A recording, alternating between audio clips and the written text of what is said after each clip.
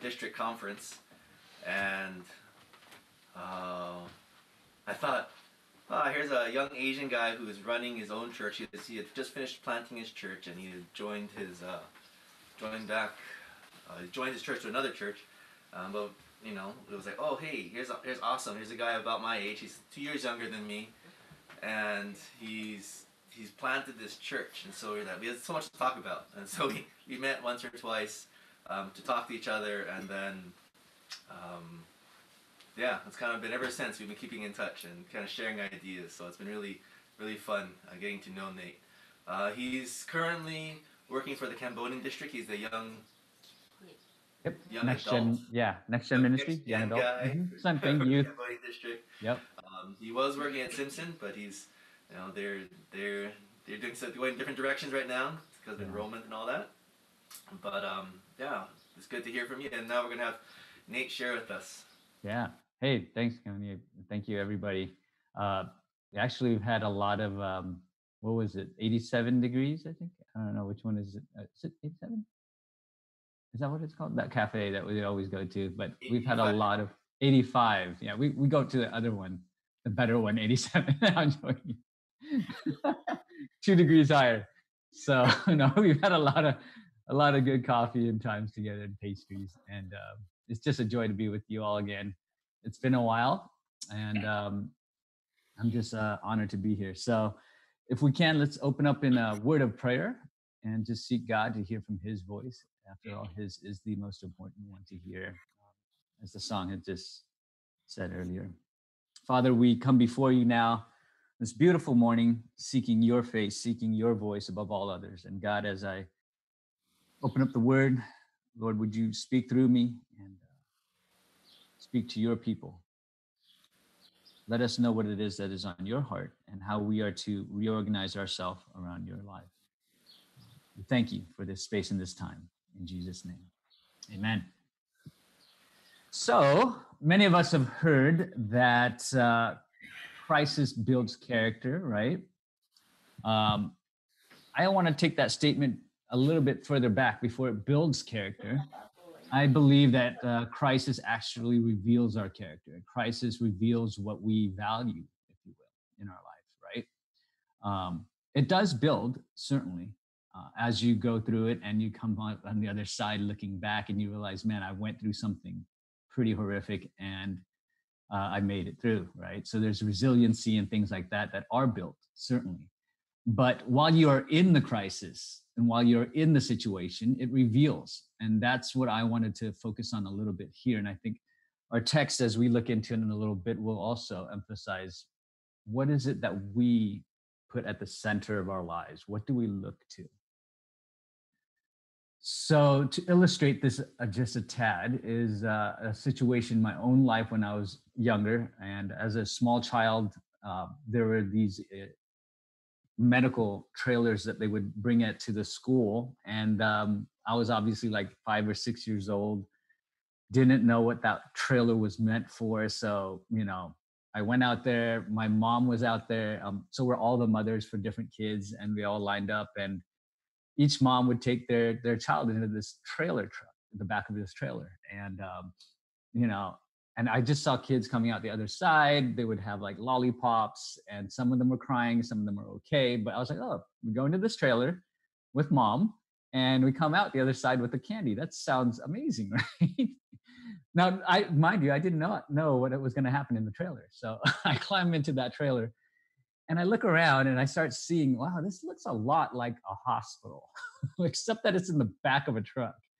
And so I started quickly getting onto the idea that this is peculiar. And I remembered walking in there with my mom and she would sit there and she put me on her lap and the nurse and her shared some words. I wasn't sure what it was all about, and I remembered my mom slowly kind of hugging me a little bit tighter. And I was thinking to myself, wow, this is interesting. Why is she holding me so tightly? And she said, it's going to hurt. My mom told me that. And I'm like, what's going to hurt? And she said, but I'm here with you, right? So she held me really tight. And then she started moving her hand. She did one of these things where she covered my eyes. And I'm thinking, oh boy, something's happening. And this is just scary, right? So it started revealing a lot of my own fears and my own insecurities in the midst of this. I'm thinking, I know my mom loves me. What is happening? And then there's that cold pinch in your arm, right? And it's just really left there for a long time. So I'm starting to think, and I'm about 5 or 6, just what is happening here, right? Why is there so much pain? And as you know, sometimes when you get these inoculations, they don't just pop it in, pop it out. They have to press that thing into your arm. And yeah, it was just, I remember this coldness in my arm and thinking to myself, why would my mom do this to me, right? What is going on here? Doesn't she love me? Afterwards, I was rewarded with a lollipop. I didn't have the sense to lick that thing. I was just wailing as I left the room. My mom said, "It's going to be okay. It's going to be okay." I do remember that. But all to say this, that in that crisis, in this small moment of crisis in my young 5 or 6 year old life, I did not understand what was happening at the moment. I walked into something just haphazardly, right? Everyone is just going through it, actually. And in the midst of it, it revealed all these things that I really wasn't sure of. Does my mom really love me if she's going to put me through something like this, right? How long is this going to last? What is all this pain that I'm going through, this confusion? And the other side of it, yes, my character was built up. I really trusted my mom more, and I knew at this age that my mom was doing something good for me at that time, which was also good for other students, which was to inoculate me, right, to vaccinate me at that time. And now I'm looking back and I see what it is, right? That character built, if you will, later on. But I want to focus on that character revealed, if you will. And I believe we're in a similar time to this, much like the little one I was. We are in a situation that we don't quite understand. We don't know how long it's going to last. And it certainly seems painful. And there's a lot of confusion going on, right? And we think, well, God, if you're a good God and if you love us, then what on earth is going on here, right? And we can easily and quickly lose sight of how good God can be in the midst of this, right? And we can quickly look to other things. Much like I was in that room, I was looking much more at the big needle sitting on that shelf that they tried to cover up, but they covered up a little too late by the time I got in there and I saw the needle and I knew what that was for. And I started fixating on all the other things in this room, that the smells and the stuff that was in there. And I lost sight of my mom, who was with me at that time. And I was just in panic and in fear. And I don't think we're too different than that today, right? And even though I'm a lot older, I think I relive those situations in so many different ways. And I think we are in a very similar time as that, where we lose sight of the one that loves us, the one that holds us, the one that is with us in the midst of this, because we are fixing our eyes on all these other things around us. And I want to look at a passage today, but before we do, you can just hold it there. It'll be in Matthew chapter 6, and we'll be focusing and zeroing in on just a couple of key verses specifically. But we'll start in verse 21 there. But just hold that point in that place. And I do want to share with us a quote that I think not only do we individually go through these things in the midst of all this madness, but we also go through this in as a church. And so what I want to do is just go ahead and share my screen. Just gonna open that up here. I want to share a quote with us about how we as a body go through this together. So the title of the message is Recentering in the Midst of Madness. And as a church together, this is a very interesting quote I came across as I was doing devotions. And the God Who Comes by Carlo Carretto writes this. He says, when there is a crisis in the church, it is always here, a crisis of contemplation. So essentially, Carlo is saying that it's when there's a crisis happening in the church, it's about what we're thinking about, what we focus on. That's where the crisis is. The church wants to feel able to explain about her spouse, even when she has lost sight of him. Even when, although she is not divorced, she no longer knows his embrace. And I love this quote because this is taking that analogy that we often see in the scriptures where God is the groom and the church is the bride. and he brings it to life, right? He says the church, when there's a crisis, we lose sight of it. We lose sight of our relationship to God. And even though we're not apart from him, we certainly have lost sight of him. And we don't any longer know his embrace, much like I didn't even recognize my mom's embrace in the midst of the crisis and the pain. Rather, because curiosity has gotten the better of her, the church, which is us, the body, she has gone searching for other people and other things. Such a beautiful quote, and I hope you catch that. I think that's our heart today. And a lot of times, as the church, we have just gotten curious and looked elsewhere and searched for other things and other people to satisfy us and to make us feel secure, if you will. I'm certainly guilty of that. And I know as a body, we can sometimes get pulled in different directions, whether it be political, whether it be other ways that we want to answer this scientifically. But what we have lost sight of is the embrace of our Father, the bridegroom, and that he is here holding us. So I thought this is a very good setup for what Jesus is about to say. And as Jesus was spending time with his disciples, he reminds them of this. And I believe that echoes through the centuries down to our hearts today. For 2,000 years, what Jesus spoke to his disciples, he is speaking to you and I this morning on May 24th. And this is what he was saying to them after he went into this sermon about prayer even and about fasting.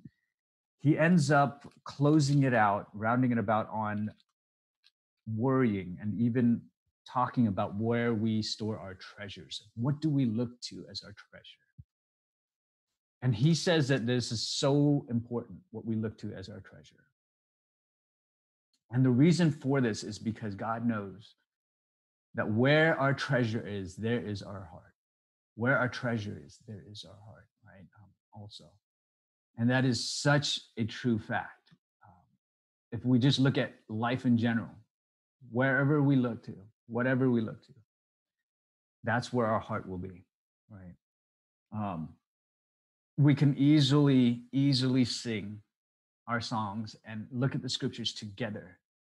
But all of a sudden we get out of even right out of the church, right into the parking lot, right? There's sometimes things that distract us right there and then. Maybe it might be the fights that we get into right there in our family. It's so easily lost, our focus. Our hearts are so much in wandering mode. And especially today we are. He does this interesting thing where he speaks about where our treasure is, there our heart goes. And then he does it again, and he reiterates it in verse 22. You're going to see it again. He speaks about the eye being the lamp of the body. He talks about the eye and the body, kind of like in verse 21. He's going to correlate it with the treasure and the heart. And then he even talks about, he rounds it out with these two masters that you cannot serve. One will win the other, right? And so essentially, Jesus is saying, be careful where you put your heart. Where do you put your treasure? What do you treasure? With this verse, one of the quickest things and one of the fastest ways to get to what your treasure is a little test of, just three elements that I would like to ask you about. Where is it that you spend your time, right? Where is it that you spend your time? Where is it that you spend your money? And where is it that you invest your energy? Where is it that we spend our time? Where is it that we spend our money? And where is it that we spend our energy? Right? And expending those areas of our life, even though we may say one thing, if all we do is focus on something else, that's where our heart is. I never buy it when somebody tells me, Nate, I'm not with you in body, but I'm with you in spirit. That's just a cop out to me, right? You're not really with me. Just say it, right? Really, you can't separate the two. That's creepy if you do that. You can't separate your body and spirit, right? I'm not with you in body, I'm with you in spirit. I get it's a nice gesture. What they're trying to say is, I care about you and I really, I'm with you there. But in reality, if their body is somewhere else, their spirit is there too, right? The all honesty and truth is where our heart is, that's where we're going to treasure. That's what we're going to be focused on. So be very cautious and just really take an assessment. Where am I spending my time? Where does my energy, my mind, and my thoughts wander to? And if I'm really honest, where is all of my money going into? What is my finances and all these capitals that God has given me going to? That's just a quick test, right? Um, and then you could start going from there and start analyzing, where does all these things go to? The interesting part is Jesus does this thing where he just not only says it once, but he says it several times. And if he says it several times, it's really important for us to hear this, especially today when our treasure is elsewhere, outside of our presence with God. Our treasures are focused on other things that would satisfy us, if you will. And he goes on to say this really interesting statement in verse 22 to 23. He says, the eye is the lamp of the body.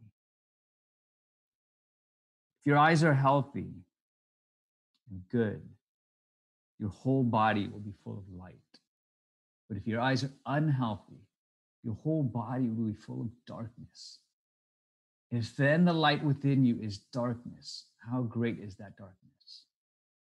Now let's just take this for a little bit of an illustration. I know this sounds really deep and dark, but at the same time, I want us just to think about this really simple thought. My friend who rides a motorcycle said to me, Nate, when I ride a motorcycle, one thing I do is this.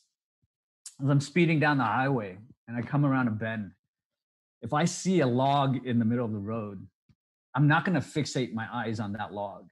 Because if I fixate my eyes on that log as I come around that bend, what's going to happen is my motorcycle will go towards that log, right? So wherever my eyes are, that's where my body is heading. And I don't ride a motorcycle, my friend does. And I just asked him, what are some of the things you need to know? And he said, that's one of the first lessons that you need to know. When you see an object in the road, you have to see beyond it, is what he told me. When you come around that corner, you see the log, you acknowledge the log, but then you also look beyond the log and you say, this is the course I'm going to take to avoid the log in the road, right? And that's super insightful. And that's a spiritual analogy. It's the same thing. Sometimes we just see what is in front of us. And if we just look at what's in front of us, we'll run right into it. And that's all we will fixate on. Our bodies will follow where our eyes are set. And that's what Jesus is saying here. If your eyes are set in a certain direction, your entire body will follow that, right? And that's what my friend who was riding a motorcycle would say too. If I just look at that log and I don't look beyond it and see the route that I need to take to go around it, then I'm going to hit that log in the road. And I think this is very applicable to us in our spiritual life. Yes, it's hard to see beyond this crisis at this time, at this quarantine. But we got to think beyond this. What is beyond this? Not just what's the obstacle, but what is beyond this? What do we want to see on the other side of this? Right? I think about some of the videos and some of the things that I've seen. And I was just talking earlier with Alton about how weird things have gotten as far as what is getting to be more expensive. For the guys, clippers are getting to be more expensive. And I mean like clippers for hair cutting, right? That's become more valued. I mean, I had friends who said they could not find clippers to cut hair, right? For the buzzers, those trimmers. And it's crazy expensive on Amazon. And toilet paper, of all things, have gotten, I mean, that was so 2 months ago, but now it's actually available, right? But I wondered, I mean, I remember seeing like videos of people like literally taking things out of other people's carts, which is not really stealing if you really think about it, because you haven't paid for it. So what are you going to tell someone like, hey, someone took something? Well, just go try to find another one, right? Like you can't really report that. But I think that's so sad. I mean, you see videos of this and imagine you on the other side of this, forever immortalized as the toilet paper stealer, right? A person who stole a toilet paper pack out of another person's Target rack or cart, I'm sorry, right? Like that would be horrible to be on the other side of this, quarantine and be known as that one guy who reached over and grabbed that poor lady's toilet paper out of her cart.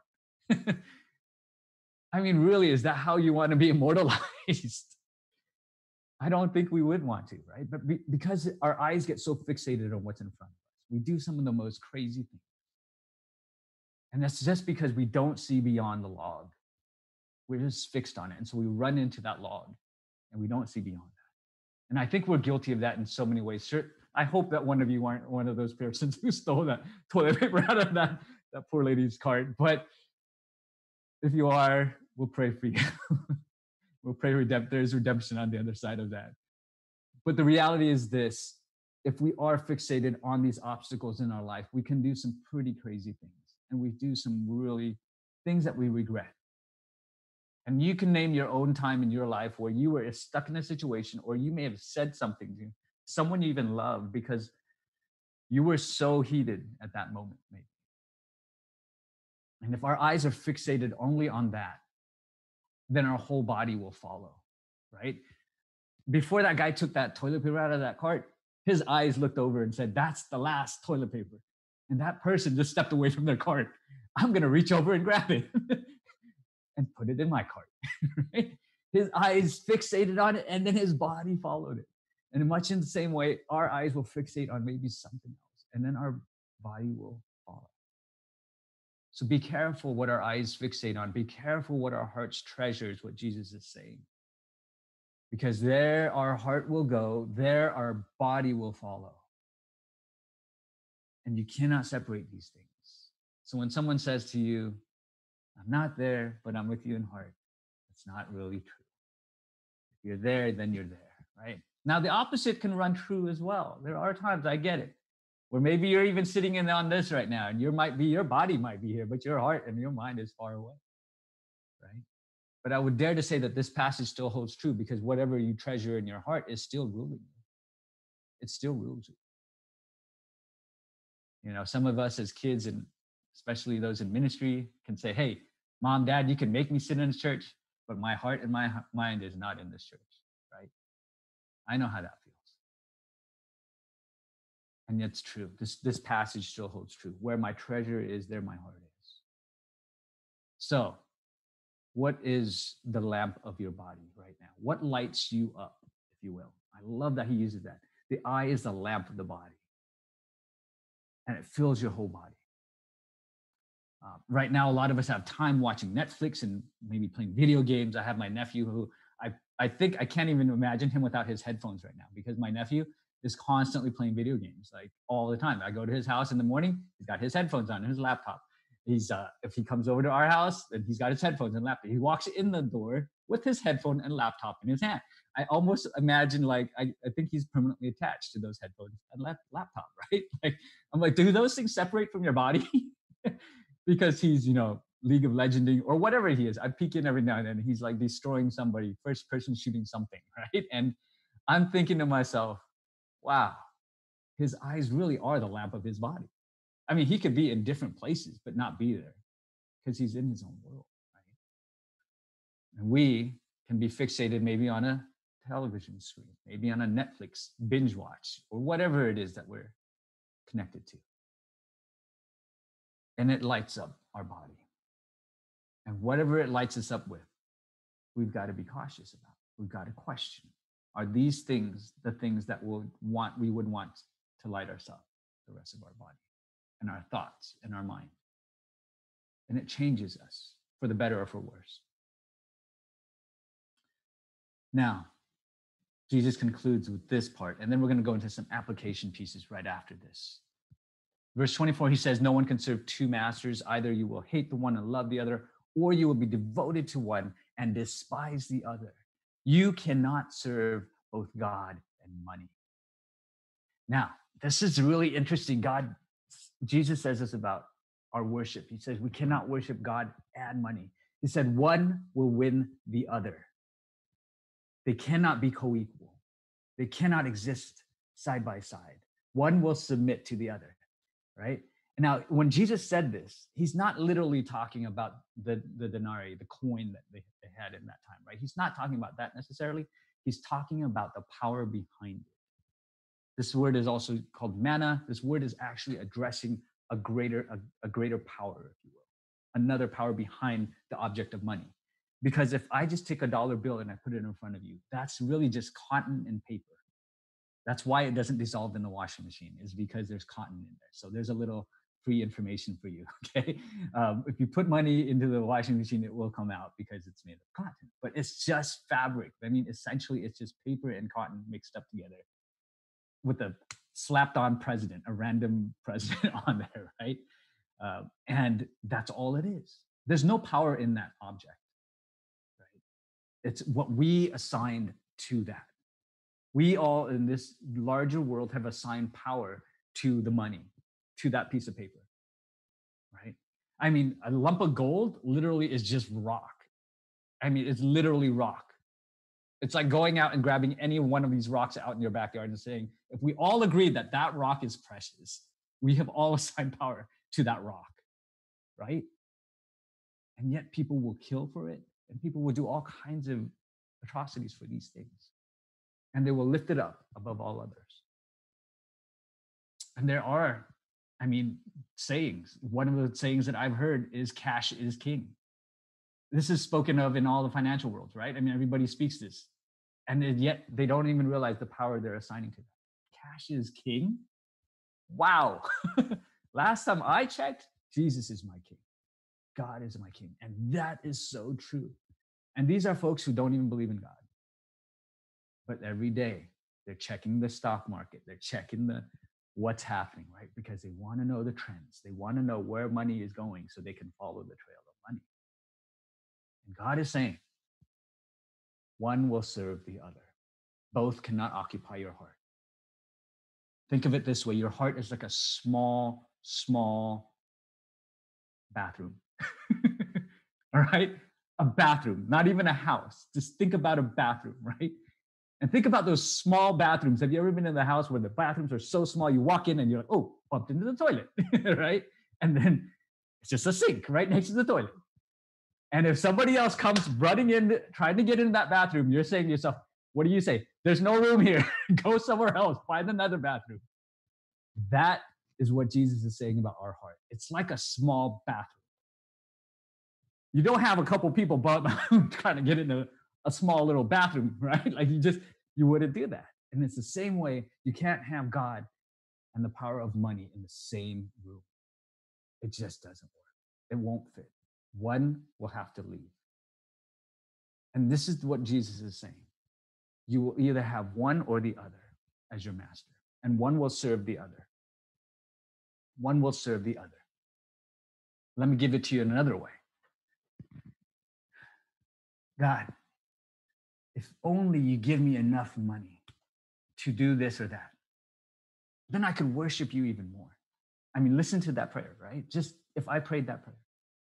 God, if you just give me enough money so that I could feel secure enough, then I could really give to you much more. I could give to you more money. Really, is it God that I'm after here, or is it the money in that prayer? I would dare to say that it is the money. And God knows that. God knows where my heart is. And in that prayer, it sounds almost really, wow, Nate, you really want to give more to God. But in reality, it's really saying, God, you can't do that until you give me this money. Then I can start serving you. Then I can start giving you some money. Maybe then I'll start tithing, right? I remembered my mom used to give me those money like for offering when I used to go to church. And I was always so tempted. Did you ever had this when you were small? When the mom gave you $1 and says, okay, when you go to Sunday school, you got to put that in the Sunday school, little offering box. And I'm just like, okay, mom, thanks. And back then, $1 was so much to me, right? I mean, like, especially when you have nothing. I didn't work. It was small. And I just remember walking in there. And then when they passed that little box around, I'm always thinking to myself, what if I just kept that $1 in my pocket? Nobody here would know, right? Nobody here would really know. And maybe collect a couple of dollars and maybe get a G.I. Joe a little bit later, right? The reality is my heart, even at that age, even at that tender age, had the tug between the two. I knew that one is going to push the other out, that one is going to crowd the other out, God or money. So I wonder today, what is it that's crowding our heart towards God out? Who is really our master? So in conclusion here, I want to give us some application points, some things that we could walk away with. What do we do to recenter if we find ourselves looking at other things, if we find ourselves drawn to other places, if our heart is wandering as a church? A couple of steps that I want to encourage us with, and hopefully you can utilize this throughout your life and even in your devotional time. The first thing you want to do is this: assess your day. Assess the day. Where is it? What is it I'm doing from morning to evening? What does my schedule, my routine look like? Especially when days are bleeding into others right now. I could not tell you what I did between Tuesday and Wednesday because they felt the same to me, right? It's so hard to distinguish days nowadays. Sometimes I'm wondering if it's Sunday, and I'm just looking at my phone to tell me these things sometimes. So assess my day. Where am I spending my time? What am I spending my energy on? What am I looking to spend my money on all the time? And really ask that question of, are those things my priority? That's the second. It bleeds into the second question. After I assess my day, I look at what I'm doing. Now I ask, are these the things I want to be priority in my life? Are these the things that are the most important things in my life? If I value God, if I value a relationship with Him, if I value my family members, if I value people that I love, am I spending time with them? Am I spending energy thinking and praying for them, or even reaching out to them? Am I looking at ways I can even invest, if that's what it takes, finance with them? What's my priority? And then start reassigning my priorities to that. And what do I need to do that needs to stop? What do I need to do that needs to stop? Some of us simply need to hit that stop button before that next episode rolls on, because the Netflix knows exactly how we work. It gives you 15 or 20 seconds and it rolls the next episode. And it's so hard to get your thumb on that stop button so that you could just move on with something different in your life, right? Some of us are maybe needing to just go outside and stop whatever we're doing and step outside and enjoy and breathe in God's good air, right? What do I need to stop doing? I need to put aside something. Once I acknowledge something else is my priority, something that's not supposed to be my priority, or it's taking too much of me, then I need to put that aside. And then I need to ask this question: what do I need to start doing? So if I hit that stop button on my Netflix series, what am I going to reach for next? Am I going to reach for a laptop? Am I reaching for my phone to scroll through a bunch of things that I'm just going to scroll through? Or will I start picking up a devotional? Or will I start picking up the phone to reach out to a friend and actually talk to them on the phone and actually use the phone as a phone, which is pretty crazy nowadays, right? To actually call them. And they would look at this thing and think, what is this? Why is it ringing? And what am I supposed to do? And they pick it up and they talk to it. And after they get it right side up because they haven't used it as a phone, then you can actually talk to them as a friend, or maybe video chat with them, right? Or maybe you're video chatted out and maybe you need to pull away from this even. And that's okay. But what is it I need to stop? What is it I need to start doing based on my priorities? And this last one is a really important one. When am I going to do it? You have to set this straight, because tomorrow will always be tomorrow, right? But if you say, look, tomorrow morning, I'm going to start this, then you know by tomorrow afternoon, if tomorrow morning didn't happen, then I need to do something. I need to talk to somebody about this. I need to tell someone about this. When am I going to do this?